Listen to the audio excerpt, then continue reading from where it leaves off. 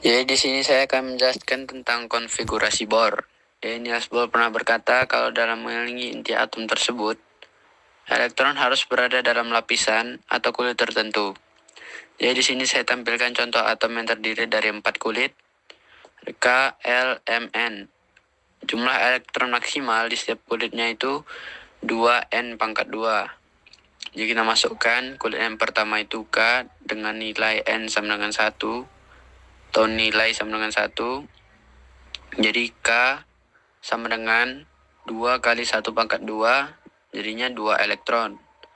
Nah, kita masuk kulit yang kedua dengan nilai 2 atau N sama dengan 2, jadi 2 kali 2 pangkat 2 sama dengan 8 elektron. Nah, begitu juga seterusnya di kulit ketiga dan keempat atau M dan N.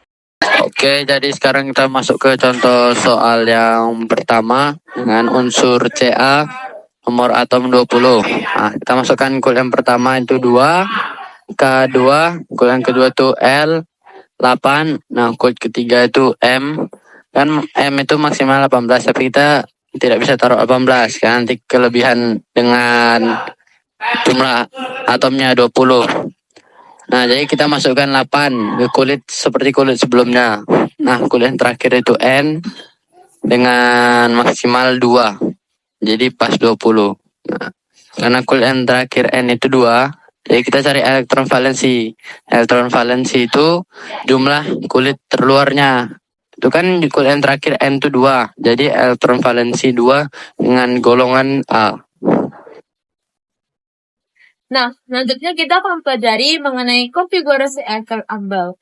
Nah, sebelum kita masuk ke dalam materinya lebih dalam, kita harus tahu dulu aturan Abel itu apa.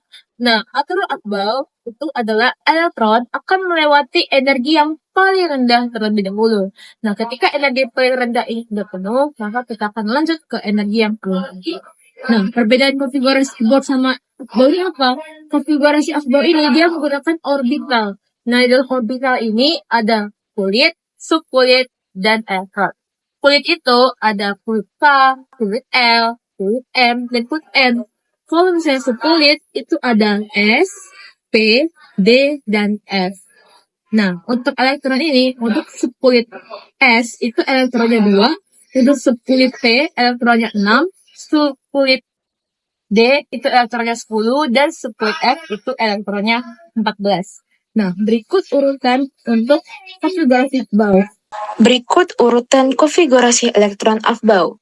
Yang pertama, 1s2, 2s2, 2p6, 3s2, 3p6, 4s2, 3d10, 4p6, 5s2, 4d10, 5p6, 6s2, 4f14, 5d10, 6p6, 7s2, 5f14, 6d10, 7p6, dan 8s2.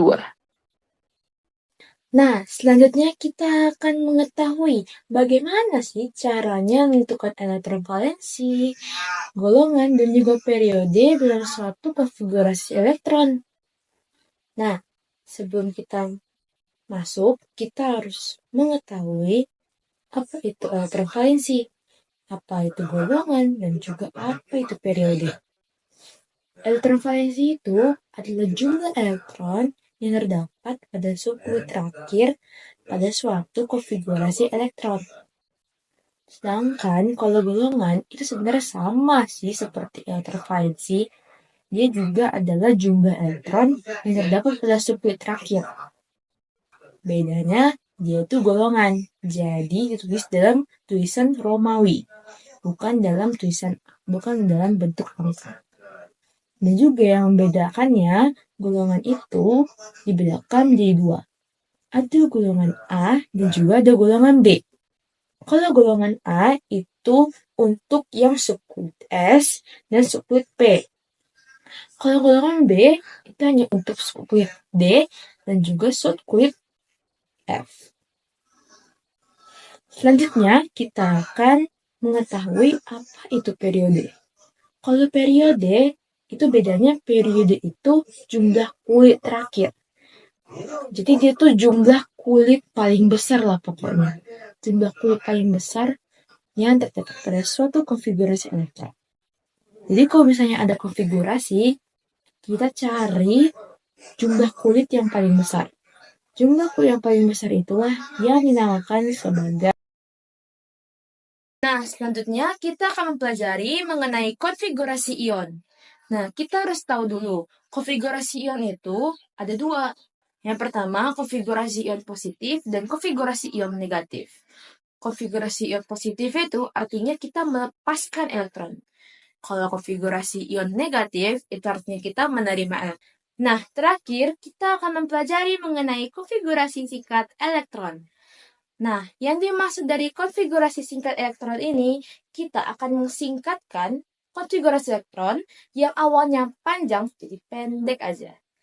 Nah, untuk menyingkatkannya, kita membutuhkan gas mulia. Gas mulia ini ada pada golongan 8. Yang pertama, ada helium dengan nomor atom 2, ada neon dengan nomor atom 10, ada argon dengan nomor atom 18, ada krypton dengan nomor atom 36, lalu ada xenon dengan nomor atom 54, dan terakhir ada radon dengan nomor atom 80. Kita masuk ke latihan soal.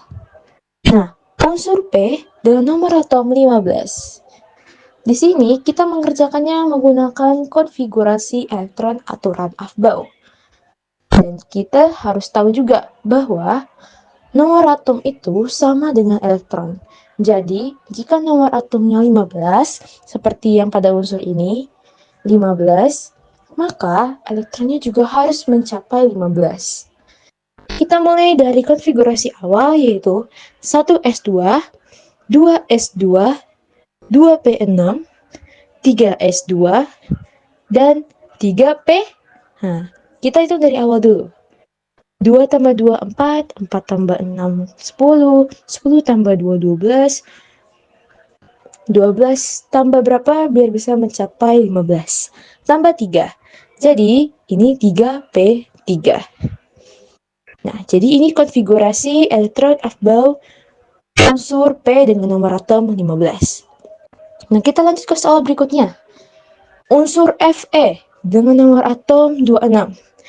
Sama, kita kerjakan seperti yang soal awal tadi. Kita mulai dari konfigurasi pertama, yaitu 1s2, 2s2, 2p6, 3s2, 3p6, 4s2, dan 3d. Nah, kita hitung lagi awal. 2 tambah 2, 4, 4 tambah 6, 10, 10 tambah 2, 12, 12 tambah 6, 18, 18 tambah 2, 20, 20 tambah berapa biar bisa mencapai 26. Ditambah 6. Jadi 3D6. Nah, dari sini sudah mengerti bukan? Oke, kita lanjut ke materi selanjutnya.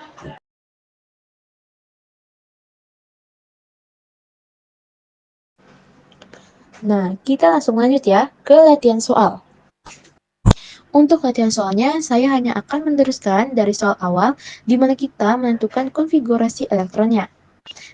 Untuk soal pertama, unsur P dengan nomor atom 15.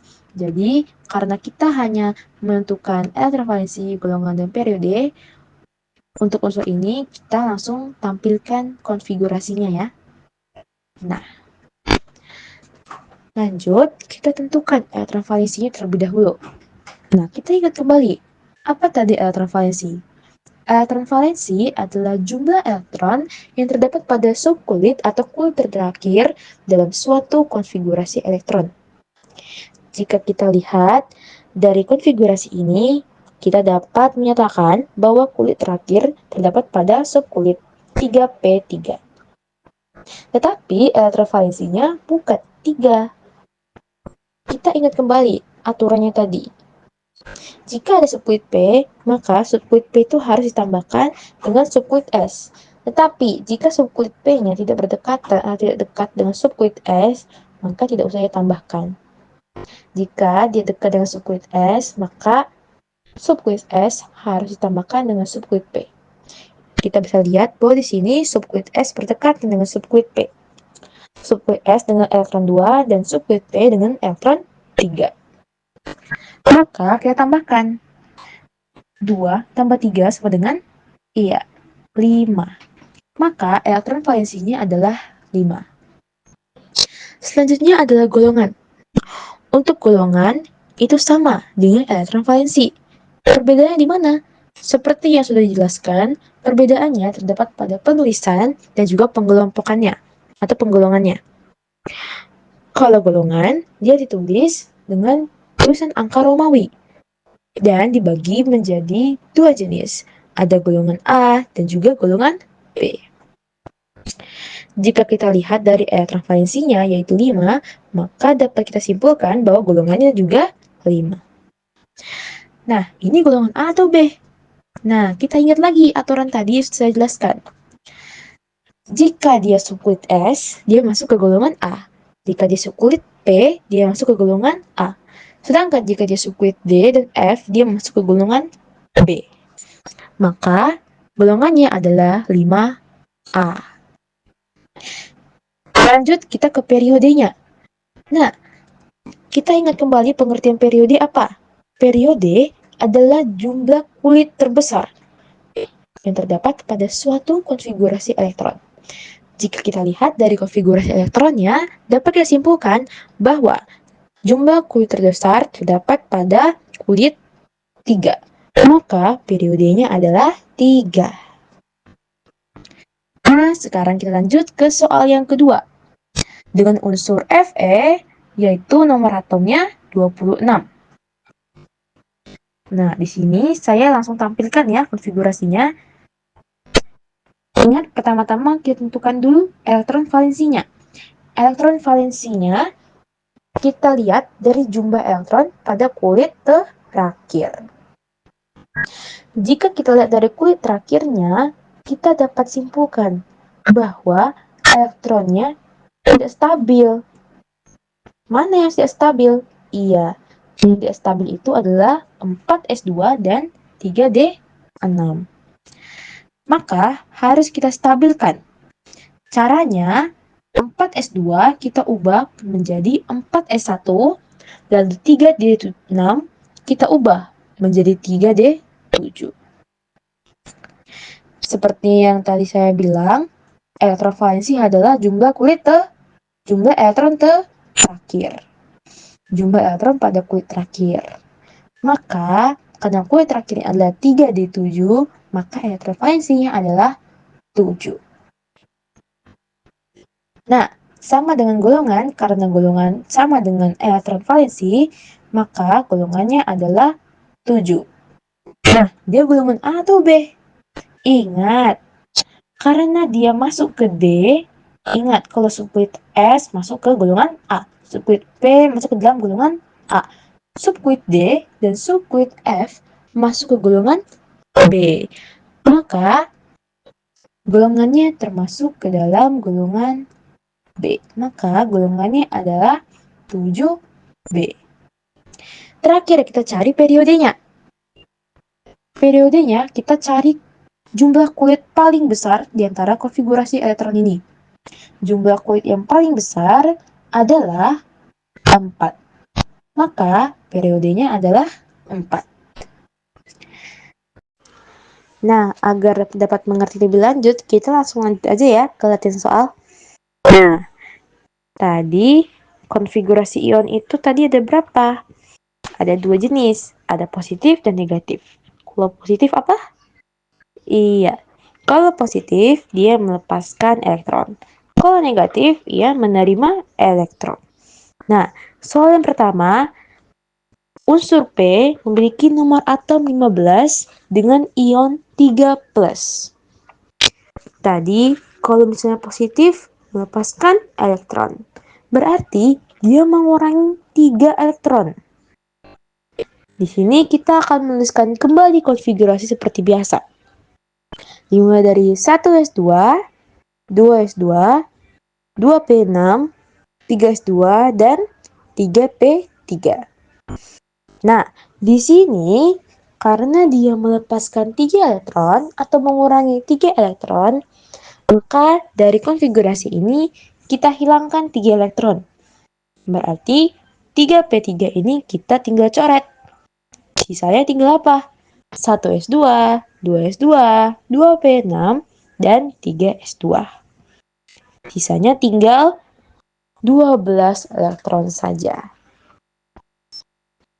Jadi konfigurasi ion dari unsur P dengan nomor atom 15 adalah 12. Jadi lanjut ke soal yang kedua. Unsur Fe dengan nomor atom 26. Sama seperti tadi, kita tengok dulu ionnya. Ionnya berapa di sini? Ionnya ada -2. Kalau -2 berarti tadi kalau negatif apa? Iya, menerima elektron. Berarti dia menambahkan elektron. Kita tulis ulang konfigurasinya. Mulai dari 1S2, 2S2, 2P6, 3S2, 3P6, 4S2, dan 3D6. Karena dibilang ionnya adalah -2, jadi dia menambahkan 2 elektron. Jadi 3D6 menjadi 3D8. Jadi yang awalnya nomor atomnya 26 menjadi 28. Sudah mengerti? Kita lanjut ke materi terakhir, yaitu menentukan atau menuliskan konfigurasi singkat. Jadi kita masuk ke dalam materi bilangan kuantum.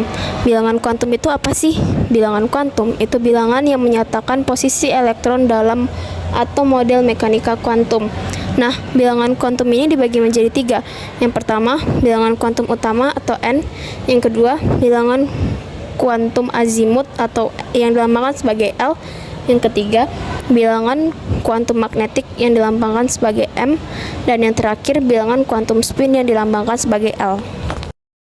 Nah, yang pertama kita masuk ke dalam bilangan kuantum utama atau yang dilambangkan sebagai N. Bilangan kuantum utama ini menjelaskan tentang apa sih? Bilangan kuantum utama atau yang dilambangkan sebagai N ini menjelaskan tentang tingkatan energi utama dalam suatu atom. Tingkatan energi utama dalam suatu atom itu kan menjelaskan tentang kulit atom. Berarti kulit atom itu tadi ada apa aja sih? Kulit atom itu ada K, L, M, dan N. Nah, berarti bilangan kuantum utama atau yang dilambangkan sebagai N itu berarti kulit K itu N sama dengan 1, kulit L itu N sama dengan 2, kulit M itu N sama dengan 3, dan kulit N itu N sama dengan 4. Nah, bilangan kuantum azimut ini apa sih? Bilangan kuantum azimut ini kan tadi dilambangkan sebagai L. Nah, bilangan kuantum azimut menjelaskan tentang bentuk-bentuk orbital yang dimodelkan dalam subkulit. Seperti yang kita ketahui, subkulit atom itu ada S, P, D, dan F. Di dalam bilangan kuantum azimut ini, S itu L-nya sama dengan 0, P itu L sama dengan 1, D itu L sama dengan 2, dan F itu L-nya sama dengan 3. Nah, untuk L maksimum dan L minimumnya atau bilangan kuantum azimut minimum dan bilangan kuantum azimut maksimumnya itu, yang minimum itu sama dengan 0. Kalau bilangan kuantum azimut maksimumnya itu sama dengan N dikurang 1. Nah, kita bisa lewat sini tuh kita bisa nentuin berapa sih di dalam satu kulit atom. Kayak contohnya N1 ada berapa subkulit sih, punya berapa subkulit sih.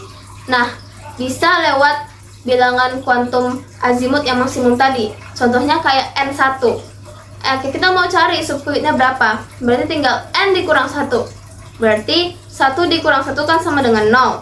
Berarti di dalam kulit pertama atau N1 itu ada satu subkulit atom yaitu S. Terus yang kedua itu subkulit yang kedua itu N2. Di dalam sini tuh bisa kita tentukan lewat N dikurang 1. Berarti 2 dikurang 1. 2 dikurang 1 kan 1. Berarti di dalam kulit kedua itu ada 0 sama 1. Berarti di dalam N2 itu ada 2 subkulit, yaitu S dan P. Terus yang ketiga itu N3, kita bisa nentuin juga 3 dikurang 1 sama dengan 2. Berarti itu ada 3 subkulit, 0, 1, dan 2. Berarti ada subkulit S, P, dan D. Terus yang terakhir itu ada N4. Itu kita bisa tentuin aja 4 dikurang 1 sama dengan 3. Berarti di dalamnya itu ada 0, 1, 2, dan 3. Berarti ada 4 subkulit, yaitu S, P, D, dan kita masuk ke dalam bilangan kuantum magnetik. Bilangan kuantum magnetik menjelaskan tentang letak-letak dari suatu orbital.